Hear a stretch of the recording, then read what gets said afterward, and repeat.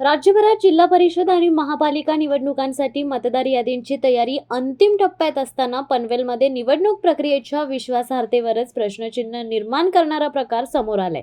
पनवेल महापालिकेच्या प्रारूप मतदार यादीत निवडणूक निर्णय अधिकाऱ्याच्याच नावाची दुबार नोंद सापडल्याने प्रशासनाच्या ढिसाळपणाचा मुद्दा उपस्थित झालाय. पनवेल महापालिकेत 20 प्रभागांमध्ये 5,54,578 मतदार आहेत. प्रारूप मतदार यादीत निवडणुकीसाठी हरकती दाखल करण्यास एक दिवस शिल्लक असतानाच एका पत्त्यावर तब्बल 268 मतदारांची नावे नोंद असल्याचा प्रकार शेकापचे माजी आमदार बाळाराम पाटील यांनी उजेडात आणला. विशेष म्हणजे ज्या पनवेलचे प्रांताधिकारी पवन चांडक यांच्या देखरेखीखाली निवडणुकीचे महत्त्वाचे निर्णय घेतले जातात, त्यांच्याच नावाची पनवेल महापालिकेच्या प्रारूप यादीत दुबार नोंद निघाली आहे. चांडक यांचे नाव विधानसभा मतदारसंघ 188 मधील यादी क्रमांक 418 व 477 मध्ये दिसत असून त्यांच्या मुलाचे नाव तर 3 वेगवेगळ्या प्रभागात नोंदले गेले आहे.